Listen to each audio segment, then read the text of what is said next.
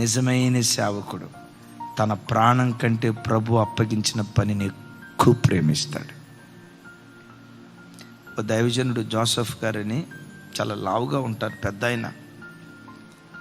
ఆయన 2 వీలర్ మీద, కారు లేదు ఆయనకి, 2 వీలర్ మీద కొన్ని 100 కిలోమీటర్లు తిరిగాడు. 100 కిలోమీటర్లు.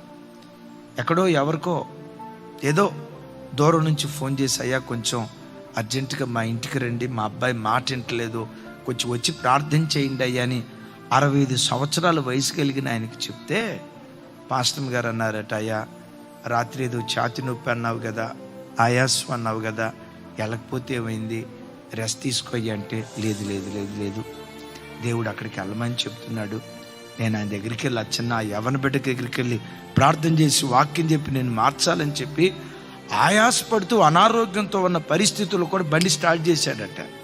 భార్య అక్కడ దాకొచ్చి, బాగాలేదు కదయ్యా, కొంచెం ఆరోగ్యం కూడా చూసుకోవాలి కదయ్యా, లేదు దేవుడు అప్పగించిన పని దేవుడు కూడా వెళ్ళమంటున్నాడు అని ఒక 3 కిలోమీటర్లు ఏమో దూరం ఉంటుందట. కిలోమీటర్ దూరం ఇచ్చిన తర్వాత ఆయాసం ఎక్కువైందట. మార్గ మధ్యలో ఒక చెట్టు ఉంటే ఆ చెట్టుకు అనుకొని ఏదో ఆయాస పడతా ఉంటే ఆ చెట్టుకు అనుకొని ఇంకెక్కువ ఆయాస పడుతున్నాడు. ఆయనకు అర్థమైంది ఏదో మొత్తానికి హార్ట్ ప్రాబ్లం ఉందని. ఆ చెట్టు కిందే మోకరించి 2 చేతులు ఎత్తి ప్రార్థన చేస్తా ఆ 1/2 నిమిషం ఇంకా ఆయాసం ఎక్కువైపోయింది.